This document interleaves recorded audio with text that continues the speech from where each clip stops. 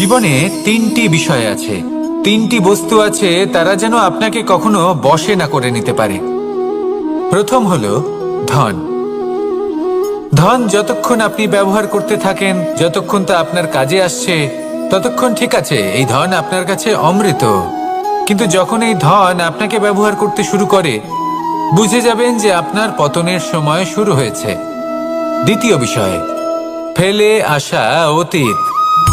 যাই করুন, আপনি অতীত পাল্টাতে পারবেন না, আর এই সত্যিটা আপনিও জানেন।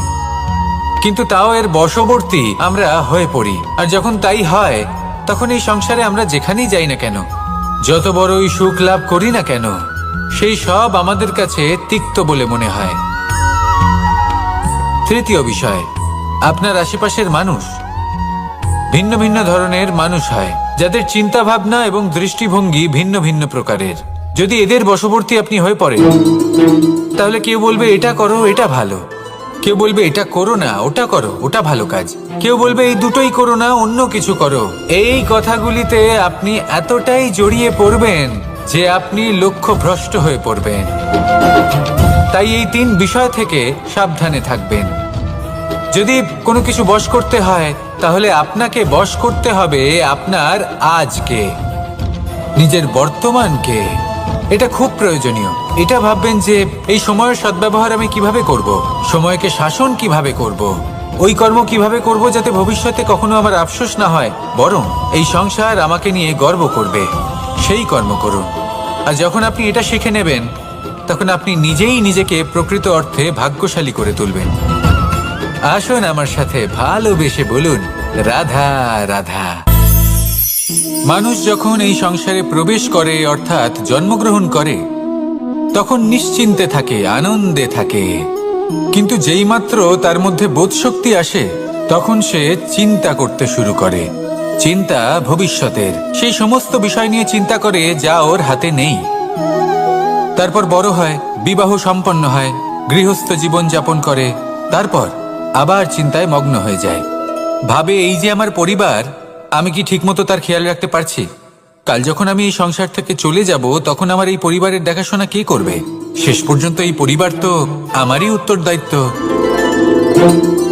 যাক, আপনাকে একটা প্রশ্ন করি। এই সংসারে আসার পূর্বে আপনি কি এই প্রশ্ন করেছিলেন, এটা ভেবেছিলেন যে আমাকে ছাড়া এই সংসার কিভাবে চলবে? করেননি, তাই তো? তাই আপনার এটা নিয়ে দুশ্চিন্তা করার প্রয়োজন নেই যে আপনি যখন এই সংসার ত্যাগ করে চলে যাবেন তখন কি হবে।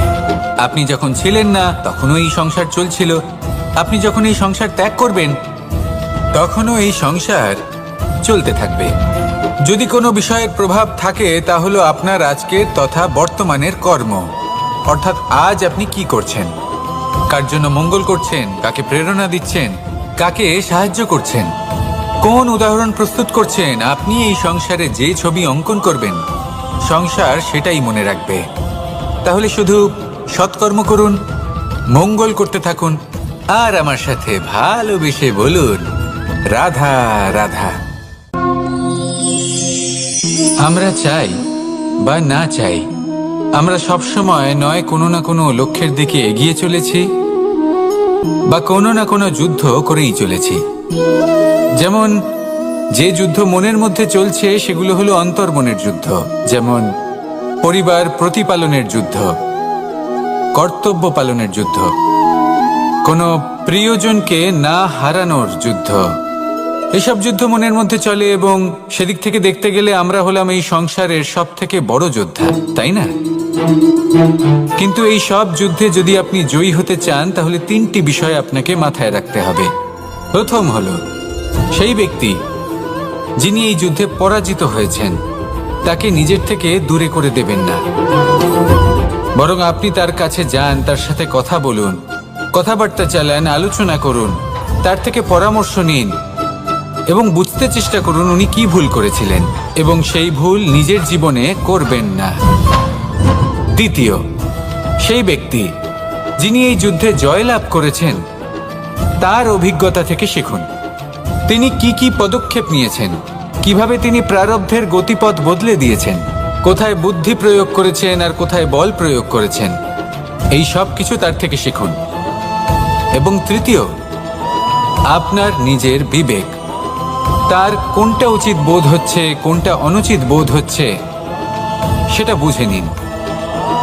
যদি এই তিনটি বিষয় আপনি বুঝতে পারেন, তাহলে ধরে নিন যে আপনি সাফল্যের পথে অগ্রসর হয়ে চলেছেন। আসুন আমার সাথে ভালোবেসে বলুন, রাধা রাধা। মানুষের জীবন হলো তার যাত্রা, এবং প্রত্যেকের জীবনযাত্রার লক্ষ্য হলো আলাদা। এবার মনের মধ্যে এই প্রশ্ন জাগতেই পারে যে এই জীবনের লক্ষ্যটা গুরুত্বপূর্ণ নাকি যাত্রাটা। এবং এই ভাবনায় আমরা কোথাও না কোথাও সব থেকে গুরুত্বপূর্ণ বিষয়ে ভুলে যাই যে সব থেকে গুরুত্বপূর্ণ ব্যক্তিত্ব হলো আমাদের সাথী, আমাদের সহযাত্রী, যার সাথে আমরা এই যাত্রাপথ সুনিশ্চিত করি। এটা খুব গুরুত্বপূর্ণ। আপনি নিজেই দেখুন, মেঘ থেকে বৃষ্টি ঝরে পড়ে। তার লক্ষ্য হলো ধরিত্রী, তার যাত্রাপথ হলো সেই বায়ুমণ্ডল। কিন্তু ও কোন সাথী নির্বাচন করছে তার উপর কত কিছু নির্ভর করে। যদি সাথী হিসেবে ঝিনুককে খুঁজে পায় আর ওই ঝিনুকের ওপরে গিয়ে পড়ে, তাহলে মুক্তয়ে পরিণত হয়। তখন লক্ষ্য কি হয়ে থাকে? ঈশ্বরের আভূষণ। সেখানেই যদি এই জলের ফোঁটা কোনো সাপের সঙ্গ পায়, কোনো সাপের মুখে গিয়ে পড়ে, তাহলে তা পরিণত হয় বিষে। আর তখন লক্ষ্য কি হয়? কারোর প্রাণ হরণ করা। এই উদাহরণ স্থির করে যে আমাদের জীবনে সাথীর নির্বাচন হলো অত্যন্ত আবশ্যক এবং অত্যন্ত গুরুত্বপূর্ণ বিষয়। কারণ সাথীর প্রভাব শুধু যে আপনার পথে পড়বে তা নয়, আপনার লক্ষ্যের উপরও পড়বে। কখনো কখনো কেউ আপনার লক্ষ্য বদলে দেবে, কখনো উচিতভাবে, কখনো অনুচিতভাবে। সেটা আপনার নির্বাচনের উপর নির্ভর করছে। তাহলে একজন শ্রেষ্ঠ সাথী নির্বাচন করুন আর আমার সাথে ভালোবেসে বলুন, রাধা রাধা। মানুষ বর্তমানে নিজের জীবন অতিবাহিত করেন, কিন্তু তার জীবনে অতীতকাল এবং ভবিষ্যৎকাল এই দুটোরই সমান গুরুত্ব রয়েছে। অতীতকাল অতিবাহিত হয়ে গেছে এবং সেটা জীবিত থাকে আমাদের স্মৃতি হিসেবে, এবং ভবিষ্যৎ হলো সেটাই যেটা আমরা শুধুমাত্র কল্পনাই করতে পারি।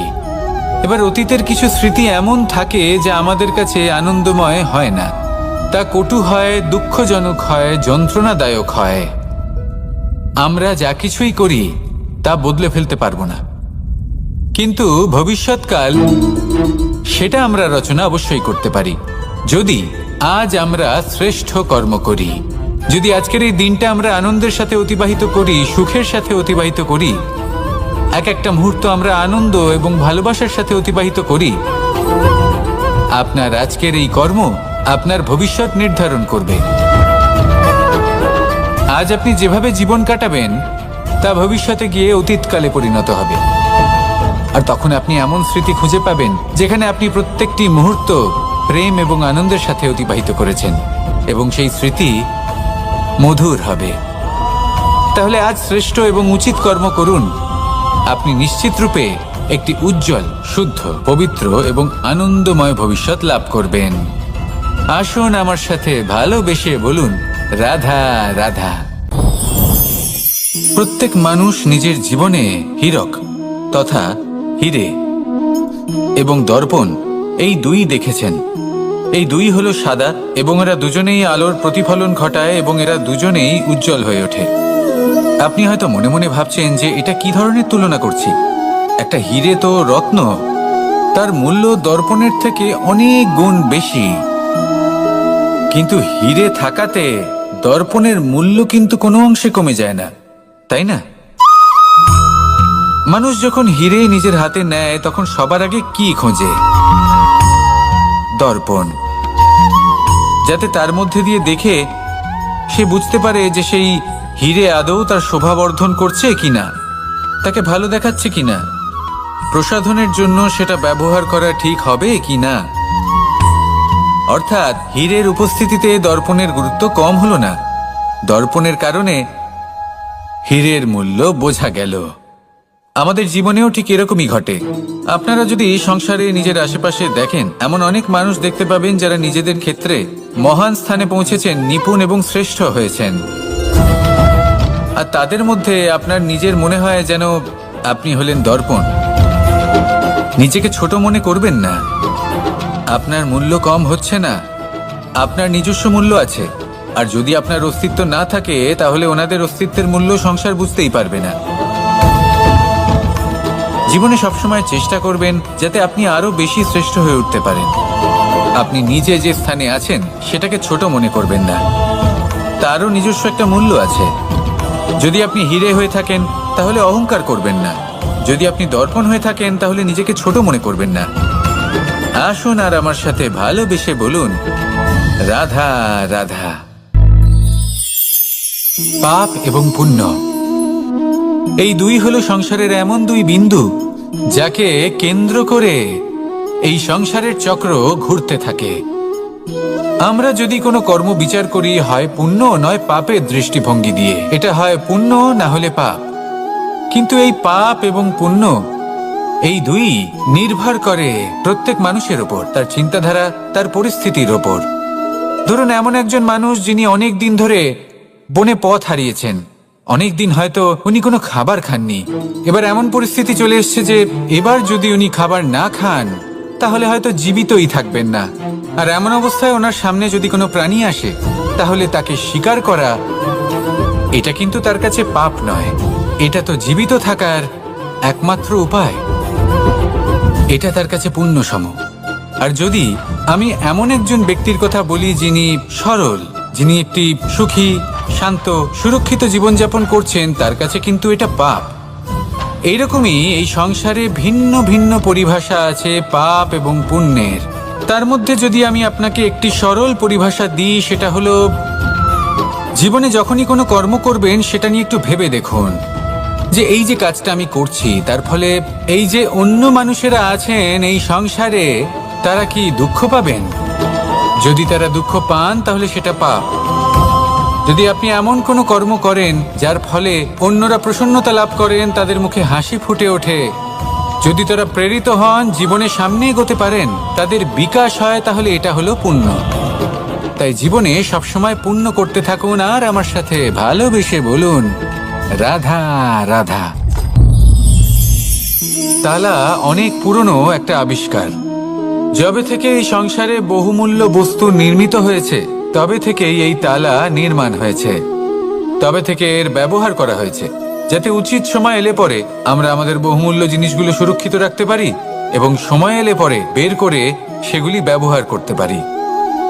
এবার একটা গুরুত্বপূর্ণ তথ্য আছে যেটা জানা অত্যন্ত গুরুত্বপূর্ণ, এবং সেটা হলো যে একটা তালা নির্মাণের পূর্বে তা খোলার যন্ত্র অর্থাৎ তার চাবিটি নির্মাণ করা হয়, এবং এটাই জীবনের খুব বড় একটা শিক্ষা প্রদান করে যায়।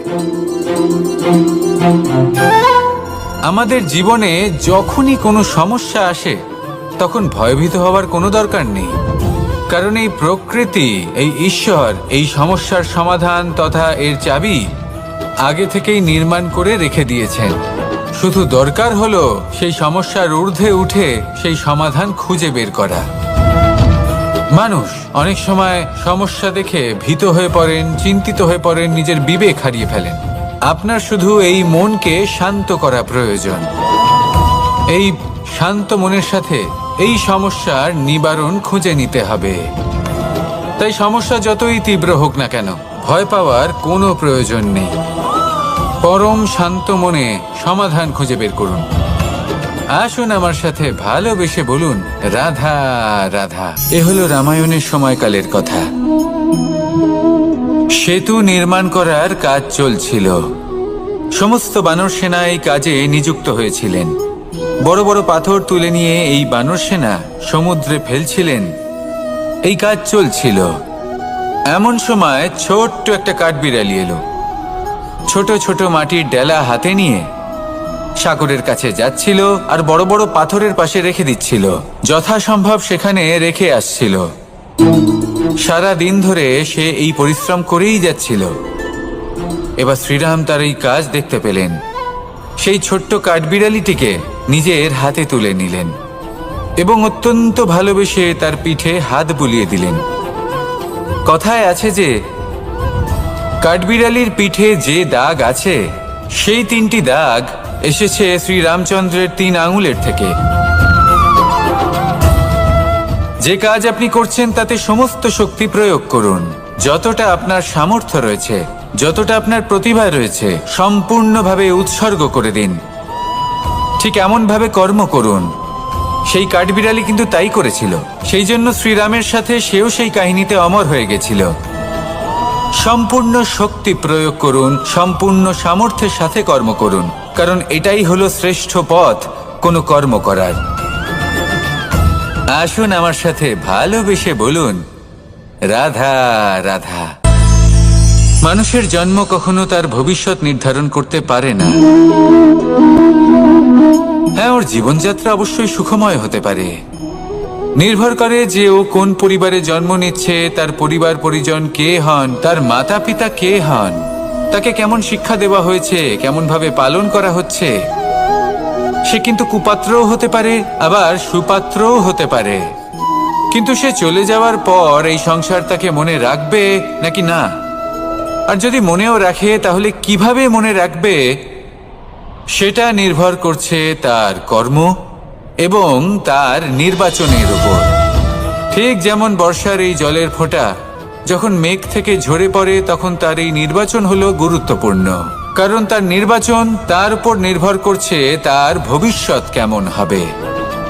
ঝিনুকের মুখে পড়লে মুক্ত হয়ে ওঠে, সাপের মুখে পড়লে বিষ, আর যদি কোনো পাতায় পড়ে তাহলে শিশিরে পরিণত হয়। তাহলে কর্ম এবং নির্বাচন দুটি জীবনে গুরুত্বপূর্ণ। এদের বিষয় বিশেষ যত্ন নেবেন এবং আমার সাথে ভালোবেসে বলবেন, রাধা রাধা। কখনো কখনো আমাদের জীবনে দুঃখ আসে এবং তার কারণ হলো সন্দেহ। মানুষ আমাদের উপর সন্দেহ করে, আমাদের কর্ম নিয়ে, আমাদের মানসিকতা নিয়ে, আমাদের কথা নিয়ে, আমাদের চরিত্র নিয়ে। কখনো কখনো আমরা শুভ উদ্দেশ্য নিয়ে কারোর মঙ্গল কামনা করি, তার জন্য কোনো ভালো কর্ম করি, এবং সেই ব্যক্তি আমাদের বন্ধুত্ব নিয়েই, আমাদের সম্পর্ক নিয়ে, আমাদের সততা নিয়ে প্রশ্ন করতে থাকে, আমাদের সন্দেহ করে। তখন আমাদের দুঃখ হয়, কিন্তু এটা হওয়া উচিত নয়। কারণ যখনই কোনো ব্যক্তি আপনাকে সন্দেহ করছে, তাতে আপনারই মূল্য বৃদ্ধি পাচ্ছে। এবার আপনি বলবেন, এ কি করে সম্ভব হতে পারে?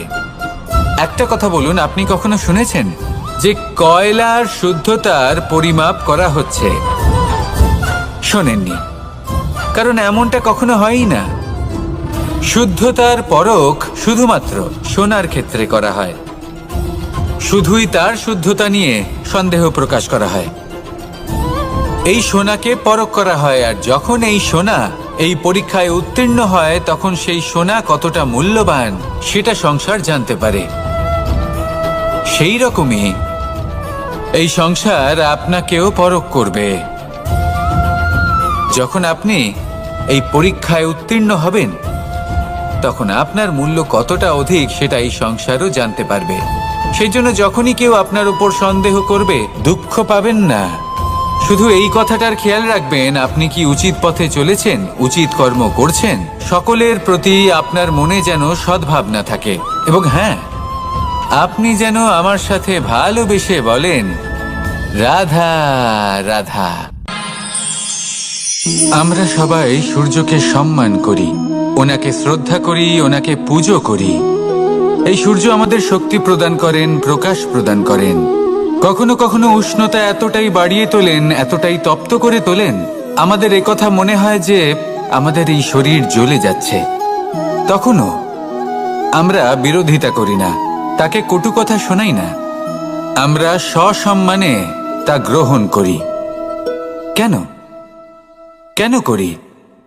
কারণ আমরা জানি যে সন্ধেবেলা যখন সূর্যাস্ত হবে, তখন শুধুমাত্র অন্ধকার বাকি থাকবে। ঠিক কিছুটা এরকমই হয় আমাদের মাতা পিতাও, যিনি আমাদের জন্ম দেন, আমাদের ভরণ পোষণ করেন, আমাদের বড় করেন, আমাদের প্রেম প্রদান করেন। কখনো কখনো তাদের মুখ থেকে কটু কথা নিঃসৃত হয়, আমাদের দুঃখ হয়, কিন্তু তখন আমাদের এটা বোঝা উচিত এগুলি নিঃসৃত হচ্ছে আমাদেরই মঙ্গলের জন্য। যেমন সূর্যদেব, উনিও উত্তাপ দিয়ে থাকেন, আমাদেরই মঙ্গলের জন্য, যাতে ফসল পাকতে পারে, যাতে জল বাষ্প হয়ে মেঘ হতে পারে, বৃষ্টি হতে পারে, আর এই সংসারে নিরন্তর জলের প্রবাহ থাকে। আমাদের মাতা পিতা, তাদের কঠোর আচরণ, তাদের কঠোর অনুশাসনের পেছনে লুকিয়ে থাকে ওনাদের ভালোবাসা। আমাদের তা বুঝতে হবে, সসম্মানে ওনাদের গ্রহণ করতে হবে। কারণ ঠিক সূর্যাস্তের পরে যেমন চতুর্দিক অন্ধকারচ্ছন্ন হয়ে যায়, তেমনি আমাদের জীবন থেকে যখন আমাদের মাতা পিতা চলে যায়, তখন আমাদের জীবনেও শুধু এবং শুধুমাত্র অন্ধকারই ছেয়ে থাকে। সেই জন্য নিজের মাতা পিতাকে সম্মান করুন, ওনাদের ভালোবাসা প্রদান করুন। এই মন আর এই জীবন প্রসন্ন হয়ে বলবে, রাধা রাধা। শিশিরের বিন্দু পাতার ওপর পড়ে আর তার গায়ে লেগে থাকে। পাতা তাকে শুষে নিতে পারে না, আর শেষ পর্যন্ত সে ঝরে পড়ে যায়। অন্যদিকে রয়েছে মেঘ এবং চাতক। এদের মধ্যে অনেক দূরত্ব থাকে। মেঘ থাকে আকাশে আর চাতক থাকে ধরিত্রীতে। কিন্তু যখন এই মেঘ থেকে বৃষ্টি ঝরে পড়ে, এই চাতক কিন্তু সেই জলই পান করে, নয়তো সে তৃষ্ণার্ত থেকে যায়। এবার অন্যদিকে দেখলাম শিশির বিন্দু আর পাতার এই সম্পর্ক। এরা খুব কাছাকাছি থাকে, ঘনিষ্ঠও থাকে। অন্যদিকে রয়েছে মেঘ এবং চাতকের সম্পর্ক, যাদের মধ্যে অনেক দূরত্ব থাকা সত্ত্বেও তারা খুব ঘনিষ্ঠ, তাই না? এই সারমর্ম খুব সরল। এই নৈকট্য, এই দূরত্ব, তা আপনার সম্পর্কে প্রভাব কিছুতেই ফেলতে পারে না। এই নৈকট্য, এই দূরত্ব, এইসব হলো শুধুমাত্র মনের ব্যাপার। কখনো আপনি অনুভব করেছেন আপনি কারোর থেকে অনেক অনেক দূরে আছেন, অনেক দূরে আছেন, তাও সেই ব্যক্তির প্রতি আপনি টান অনুভব করেন। সেখানে আপনি কারোর সাথে প্রত্যেক দিন অতিবাহিত করেন, সমস্ত জীবন অতিবাহিত করেন, সব থেকে বেশি সময় তার সাথে অতিবাহিত করেন, তাও তার প্রতি সেই টান অনুভব করেন না। এই সংকেত হলো মনের দূরত্বের। তাহলে মনের এই দূরত্ব দূর করুন আর আমার সাথে ভালোবেসে বলুন, রাধা রাধা। পাখি কখন জন্ম নেয়, কখন উড়তে শেখে, কখন বাসা বানাতে শেখে, কখন নিজের মৃত্যু লাভ করে, এসব আমাদের মধ্যে কেউ জানি না। কিন্তু পাখি একটা কথা খুব ভালো করে জানে, যে এই সংসারে ও যা কিছুই করুক না কেন, এই সংসারে ওকে নিয়ে কিচ্ছু যায় আসে না। এবার আমরা কি করি?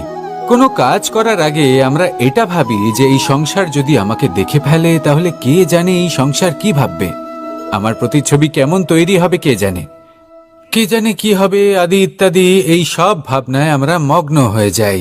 কিছুটা এমন ভাবে মগ্ন হই যে বর্তমানের কর্মের এই জীবনের যাত্রাপথে সেই সময়ের আনন্দ উপভোগ করতে ভুলে যাই।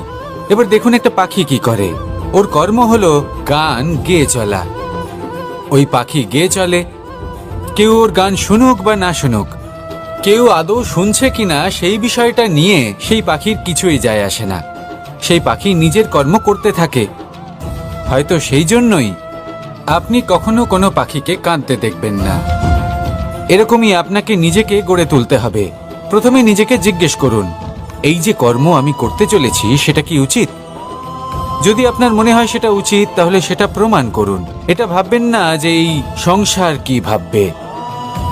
আসুন আর আমার সাথে ভালোবেসে বলুন, রাধা রাধা। আজ আমি আপনাকে একটা ছোট্ট কাহিনী শোনাবো। এটা কোনো এক সময়ের কথা। দুজন বোন জাঁতাকলে গম পেশাই করছিলেন, আর ওনাদের মধ্যে যিনি ছোট ছিলেন তিনি সময় সময় সেখান থেকে ছোট ছোট দানা তুলে খাচ্ছিলেন এবং বিষয়টা উপভোগ করছিলেন। এবার দেখতে দেখতে গম পেশাই সমাপ্ত হলো। এবার পেশাই করা গম নিয়ে সেই দুজন বোন বাড়ি ফিরে আসছিলেন, এবং তাদের ফেরার পথে হঠাৎ করে কোথাও থেকে একটি বাছুর চলে এলো। এই দুই বোন ভয়ভীত হয়ে গেলেন, আর তাদের হাত থেকে সেই আটা পড়ে গেল, মাটিতে মিশে গেল। এবার এই পুরো ঘটনাক্রমে যদি কারোর বিন্দুমাত্র লাভ হয়ে থাকে, বিন্দুমাত্র আনন্দ পেয়ে থাকে, তাহলে সে কে? সেই ছোট বোন, যিনি মাঝে মাঝেই গমের দানা তুলছিলেন এবং খাচ্ছিলেন। কিছুটা হলেও উনি আনন্দ লাভ করেছিলেন। এবার এরকমই হলো আমাদের জীবনে ভক্তি এবং ভালোবাসা সংক্রান্ত বিষয়। মানুষ নিজের জীবনের দৈনিক কাজে এতটাই ব্যস্ত হয়ে পড়েন, প্রত্যেকদিন শুধু কাজ কাজ কাজ কাজ করতে থাকেন, আর তাতে ভক্তি এবং ভালোবাসার জন্য সময় বার করতেই পারেন না। দেখুন, জীবনে ভক্তি আর প্রেমের এই যে ছোট ছোট মুহূর্ত আছে, এগুলো যদি আপনি যাপন করতে পারেন তাহলে তাতেই আপনি তৃপ্তি লাভ করবেন। বাকি সবই আপনার ব্যর্থ বলেই মনে হবে। জীবনে যখনই আপনি কোনো কাজ করবেন, ঈশ্বরের প্রতি সমর্পিত হয়ে সেই কাজ করুন। আর যখনই সময় পাবেন, তাহলে সেই সময় নিজের আপনজনদের দিন। যাদের আপনি ভালোবাসেন তাদের প্রতি যত্নবান হন, তাদের শুভাকাঙ্ক্ষী হন। এই প্রেম আর ভক্তির ছোট ছোট মুহূর্তগুলো আপনার জীবনকে চরিতার্থ করে তুলবে। আসুন আমার সাথে ভালোবেসে বলুন, রাধা রাধা। জীবনে তিনটি বিষয় আছে, তিনটি বস্তু আছে, তারা যেন আপনাকে কখনো বশে না করে নিতে পারে। প্রথম হলো ধন। ধন যতক্ষণ আপনি ব্যবহার করতে থাকেন, যতক্ষণ তা আপনার কাজে আসছে, ততক্ষণ ঠিক আছে, এই ধন আপনার কাছে অমৃত। কিন্তু যখন এই ধন আপনাকে ব্যবহার করতে শুরু করে, বুঝে যাবেন যে আপনার পতনের সময় শুরু হয়েছে। দ্বিতীয় বিষয়, ফেলে আসা অতীত। যাই করুন, আপনি অতীত পাল্টাতে পারবেন না, আর এই সত্যিটা আপনিও জানেন। কিন্তু তাও এর বশবর্তী আমরা হয়ে পড়ি, আর যখন তাই হয়, তখন এই সংসারে আমরা যেখানেই যাই না কেন, যত বড়ই সুখ লাভ করি না কেন, সেই সব আমাদের কাছে তিক্ত বলে মনে হয়। তৃতীয় বিষয়, আপনার আশেপাশের মানুষ ভিন্ন ভিন্ন ধরনের মানুষ হয়, যাদের চিন্তা ভাবনা এবং দৃষ্টিভঙ্গি ভিন্ন ভিন্ন প্রকারের।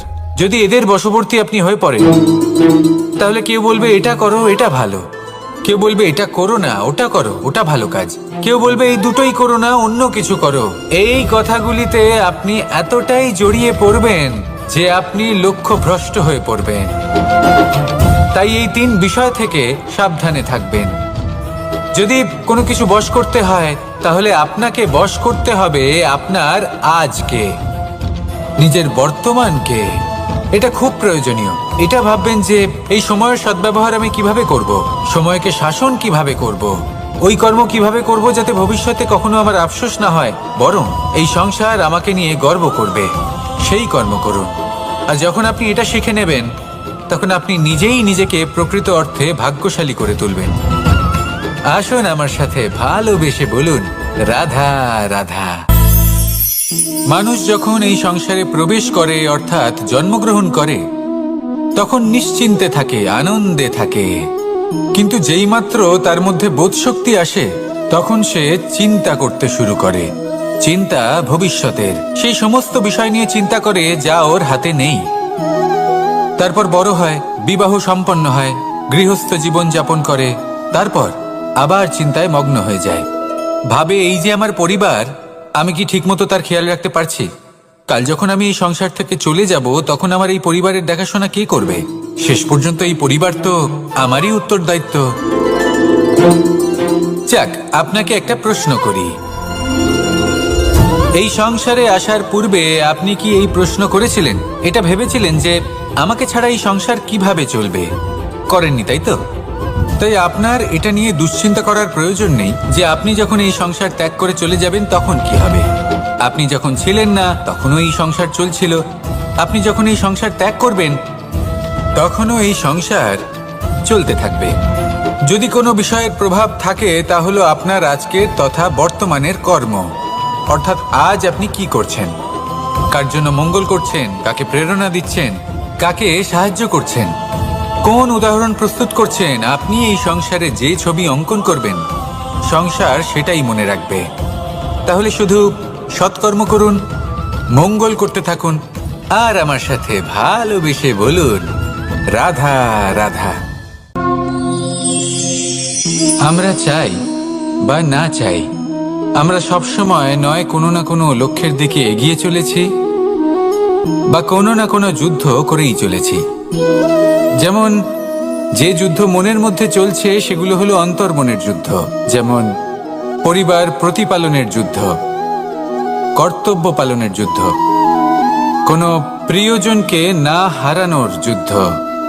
এসব যুদ্ধ মনের মধ্যে চলে, এবং সেদিক থেকে দেখতে গেলে আমরা হলাম এই সংসারের সব থেকে বড় যোদ্ধা, তাই না? কিন্তু এই সব যুদ্ধে যদি আপনি জয়ী হতে চান তাহলে তিনটি বিষয় আপনাকে মাথায় রাখতে হবে। প্রথম হলো, সেই ব্যক্তি যিনি এই যুদ্ধে পরাজিত হয়েছেন তাকে নিজের থেকে দূরে করে দেবেন না, বরং আপনি তার কাছে যান, তার সাথে কথা বলুন, কথাবার্তা চালান, আলোচনা করুন, তার থেকে পরামর্শ নিন এবং বুঝতে চেষ্টা করুন উনি কি ভুল করেছিলেন এবং সেই ভুল নিজের জীবনে করবেন না। দ্বিতীয়, সেই ব্যক্তি যিনি এই যুদ্ধে জয়লাভ করেছেন তার অভিজ্ঞতা থেকে শিখুন। তিনি কি কি পদক্ষেপ নিয়েছেন, কিভাবে তিনি প্রারব্ধের গতিপথ বদলে দিয়েছেন, কোথায় বুদ্ধি প্রয়োগ করেছেন আর কোথায় বল প্রয়োগ করেছেন, এই সব কিছু তার থেকে শিখুন। এবং তৃতীয়, আপনার নিজের বিবেক, তার কোনটা উচিত বোধ হচ্ছে, কোনটা অনুচিত বোধ হচ্ছে, সেটা বুঝে নিন। যদি এই তিনটি বিষয় আপনি বুঝতে পারেন তাহলে ধরে নিন যে আপনি সাফল্যের পথে অগ্রসর হয়ে চলেছেন। আসুন আমার সাথে ভালোবেসে বলুন, রাধা রাধা। মানুষের জীবন হলো তার যাত্রা এবং প্রত্যেকের জীবনযাত্রার লক্ষ্য হলো আলাদা। এবার মনের মধ্যে এই প্রশ্ন জাগতেই পারে যে এই জীবনের লক্ষ্যটা গুরুত্বপূর্ণ নাকি যাত্রাটা, এবং এই ভাবনায় আমরা কোথাও না কোথাও সব থেকে গুরুত্বপূর্ণ বিষয়ে ভুলে যাই যে সব থেকে গুরুত্বপূর্ণ ব্যক্তিত্ব হলো আমাদের সাথী, আমাদের সহযাত্রী, যার সাথে আমরা এই যাত্রাপথ সুনিশ্চিত করি। এটা খুব গুরুত্বপূর্ণ। আপনি নিজেই দেখুন, মেঘ থেকে বৃষ্টি ঝরে পড়ে, তার লক্ষ্য হলো ধরিত্রী, তার যাত্রাপথ হলো সেই বায়ুমণ্ডল। কিন্তু ও কোন সাথী নির্বাচন করছে তার উপর কত কিছু নির্ভর করে। যদি সাথী হিসেবে ঝিনুককে খুঁজে পায় আর ওই ঝিনুকের ওপরে গিয়ে পড়ে তাহলে মুক্তয়ে পরিণত হয়। তখন লক্ষ্য কি হয়ে থাকে? ঈশ্বরের আভূষণ। সেখানেই যদি এই জলের ফোঁটা কোনো সাপের সঙ্গ পায়, কোনো সাপের মুখে গিয়ে পড়ে, তাহলে তা পরিণত হয় বিষে। আর তখন লক্ষ্য কি হয়? কারোর প্রাণ হরণ করা। এই উদাহরণ স্থির করে যে আমাদের জীবনে সাথীর নির্বাচন হলো অত্যন্ত আবশ্যক এবং অত্যন্ত গুরুত্বপূর্ণ বিষয়। কারণ সাথীর প্রভাব শুধু যে আপনার পথে পড়বে তা নয়, আপনার লক্ষ্যের উপরও পড়বে। কখনো কখনো কেউ আপনার লক্ষ্য বদলে দেবে, কখনো উচিতভাবে, কখনো অনুচিতভাবে। সেটা আপনার নির্বাচনের উপর নির্ভর করছে। তাহলে একজন শ্রেষ্ঠ সাথী নির্বাচন করুন আর আমার সাথে ভালোবেসে বলুন, রাধা রাধা। মানুষ বর্তমানে নিজের জীবন অতিবাহিত করেন, কিন্তু তার জীবনে অতীতকাল এবং ভবিষ্যৎকাল এই দুটোরই সমান গুরুত্ব রয়েছে। অতীতকাল অতিবাহিত হয়ে গেছে এবং সেটা জীবিত থাকে আমাদের স্মৃতি হিসেবে, এবং ভবিষ্যৎ হলো সেটাই যেটা আমরা শুধুমাত্র কল্পনাই করতে পারি। এবার অতীতের কিছু স্মৃতি এমন থাকে যা আমাদের কাছে আনন্দময় হয় না, তা কটু হয়, দুঃখজনক হয়, যন্ত্রণাদায়ক হয়। আমরা যা কিছুই করি তা বদলে ফেলতে পারবো না, কিন্তু ভবিষ্যৎকাল সেটা আমরা রচনা অবশ্যই করতে পারি যদি আজ আমরা শ্রেষ্ঠ কর্ম করি। যদি আজকের এই দিনটা আমরা আনন্দের সাথে অতিবাহিত করি, সুখের সাথে অতিবাহিত করি, এক একটা মুহূর্ত আমরা আনন্দ এবং ভালোবাসার সাথে অতিবাহিত করি, আপনার আজকের এই কর্ম আপনার ভবিষ্যৎ নির্ধারণ করবে। আজ আপনি যেভাবে জীবন কাটাবেন তা ভবিষ্যতে গিয়ে অতীতকালে পরিণত হবে। আর তখন আপনি এমন স্মৃতি খুঁজে পাবেন যেখানে আপনি প্রত্যেকটি মুহূর্ত প্রেম এবং আনন্দের সাথে অতিবাহিত করেছেন, এবং সেই স্মৃতি মধুর হবে। তাহলে আজ শ্রেষ্ঠ এবং উচিত কর্ম করুন। আপনি নিশ্চিত রূপে একটি উজ্জ্বল, শুদ্ধ, পবিত্র এবং আনন্দময় ভবিষ্যৎ লাভ করবেন। আসুন আমার সাথে ভালোবেসে বলুন, রাধা রাধা। প্রত্যেক মানুষ নিজের জীবনে হীরক তথা হিরে এবং দর্পণ এই দুই দেখেছেন। এই দুই হলো সাদা এবং এরা দুজনেই আলোর প্রতিফলন ঘটায় এবং এরা দুজনেই উজ্জ্বল হয়ে ওঠে। আপনি হয়তো মনে মনে ভাবছেন যে এটা কি ধরনের তুলনা করছি। একটা হিরে তো রত্ন, তার মূল্য দর্পণের থেকে অনেক গুণ বেশি। কিন্তু হিরে থাকাতে দর্পণের মূল্য কিন্তু কোনো অংশে কমে যায় না, তাই না? মানুষ যখন হিরে নিজের হাতে নেয় তখন সবার আগে কি খোঁজে? দর্পণ, যাতে তার মধ্যে দিয়ে দেখে সে বুঝতে পারে যে সেই হিরে আদৌ তার শোভাবর্ধন করছে কিনা, তাকে ভালো দেখাচ্ছে কিনা, প্রসাধনের জন্য সেটা ব্যবহার করা ঠিক হবে কিনা। অর্থাৎ হীরের উপস্থিতিতে দর্পণের গুরুত্ব কম হলো না, দর্পণের কারণে হীরের মূল্য বোঝা গেল। আমাদের জীবনেও ঠিক এরকমই ঘটে।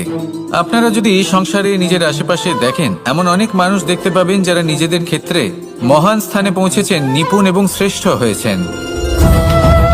আর তাদের মধ্যে আপনার নিজের মনে হয় যেন আপনি হলেন দর্পণ।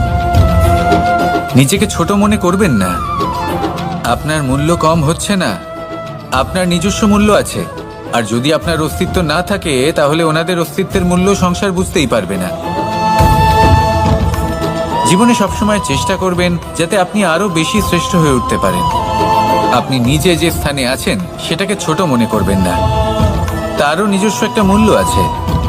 যদি আপনি হিরে হয়ে থাকেন তাহলে অহংকার করবেন না, যদি আপনি দর্পণ হয়ে থাকেন তাহলে নিজেকে ছোট মনে করবেন না। আসুন আর আমার সাথে ভালোবেসে বলুন, রাধা রাধা। পাপ এবং পুণ্য, এই দুই হলো সংসারের এমন দুই বিন্দু যাকে কেন্দ্র করে এই সংসারের চক্র ঘুরতে থাকে। আমরা যদি কোনো কর্ম বিচার করি, হয় পুণ্য নয় পাপের দৃষ্টিভঙ্গি দিয়ে, এটা হয় পুণ্য না হলে পাপ। কিন্তু এই পাপ এবং পুণ্য এই দুই নির্ভর করে প্রত্যেক মানুষের ওপর, তার চিন্তাধারা, তার পরিস্থিতির ওপর। ধরুন এমন একজন মানুষ যিনি অনেক দিন ধরে বনে পথ হারিয়েছেন, অনেক দিন হয়তো উনি কোনো খাবার খাননি। এবার এমন পরিস্থিতি চলে এসছে যে এবার যদি উনি খাবার না খান তাহলে হয়তো জীবিতই থাকবেন না। আর এমন অবস্থায় ওনার সামনে যদি কোনো প্রাণী আসে তাহলে তাকে শিকার করা, এটা কিন্তু তার কাছে পাপ নয়, এটা তো জীবিত থাকার একমাত্র উপায়। এটা তার কাছে পুণ্য সম। আর যদি আমি এমন একজন ব্যক্তির কথা বলি যিনি সরল, যিনি একটি সুখী, শান্ত, সুরক্ষিত জীবনযাপন করছেন, তার কাছে কিন্তু এটা পাপ। এইরকমই এই সংসারে ভিন্ন ভিন্ন পরিভাষা আছে পাপ এবং পুণ্যের। তার মধ্যে যদি আমি আপনাকে একটি সরল পরিভাষা দিই, সেটা হলো, জীবনে যখনই কোনো কর্ম করবেন সেটা নিয়ে একটু ভেবে দেখুন যে এই যে কাজটা আমি করছি তার ফলে এই যে অন্য মানুষেরা আছেন এই সংসারে, তারা কি দুঃখ পাবেন? যদি তারা দুঃখ পান তাহলে সেটা পাপ। যদি আপনি এমন কোনো কর্ম করেন যার ফলে অন্যরা প্রসন্নতা লাভ করেন, তাদের মুখে হাসি ফুটে ওঠে, যদি তারা প্রেরিত হন, জীবনে সামনে এগোতে পারেন, তাদের বিকাশ হয়, তাহলে এটা হলো পুণ্য। তাই জীবনে সবসময় পুণ্য করতে থাকুন আর আমার সাথে ভালোবেসে বলুন, রাধা রাধা। তালা অনেক পুরনো একটা আবিষ্কার। যবে থেকে এই সংসারে বহুমূল্য বস্তু নির্মিত হয়েছে তবে থেকেই এই তালা নির্মাণ হয়েছে, তবে থেকে এর ব্যবহার করা হয়েছে, যাতে উচিত সময় এলে পরে আমরা আমাদের বহুমূল্য জিনিসগুলো সুরক্ষিত রাখতে পারি এবং সময় এলে পরে বের করে সেগুলি ব্যবহার করতে পারি। এবার একটা গুরুত্বপূর্ণ তথ্য আছে যেটা জানা অত্যন্ত গুরুত্বপূর্ণ, এবং সেটা হলো যে একটা তালা নির্মাণের পূর্বে তা খোলার যন্ত্র অর্থাৎ তার চাবিটি নির্মাণ করা হয়, এবং এটাই জীবনের খুব বড় একটা শিক্ষা প্রদান করে যায়। আমাদের জীবনে যখনই কোনো সমস্যা আসে তখন ভয়ভীত হওয়ার কোনো দরকার নেই, কারণ এই প্রকৃতি, এই ঈশ্বর এই সমস্যার সমাধান তথা এর চাবি আগে থেকেই নির্মাণ করে রেখে দিয়েছেন। শুধু দরকার হলো সেই সমস্যার ঊর্ধ্বে উঠে সেই সমাধান খুঁজে বের করা। মানুষ অনেক সময় সমস্যা দেখে ভীত হয়ে পড়েন, চিন্তিত হয়ে পড়েন, নিজের বিবেক হারিয়ে ফেলেন। আপনার শুধু এই মনকে শান্ত করা প্রয়োজন। এই শান্ত মনের সাথে এই সমস্যার নিবারণ খুঁজে নিতে হবে। তাই সমস্যা যতই তীব্র হোক না কেন, ভয় পাওয়ার কোনো প্রয়োজন নেই। পরম শান্ত মনে সমাধান খুঁজে বের করুন। আসুন আমার সাথে ভালোবেসে বলুন, রাধা রাধা।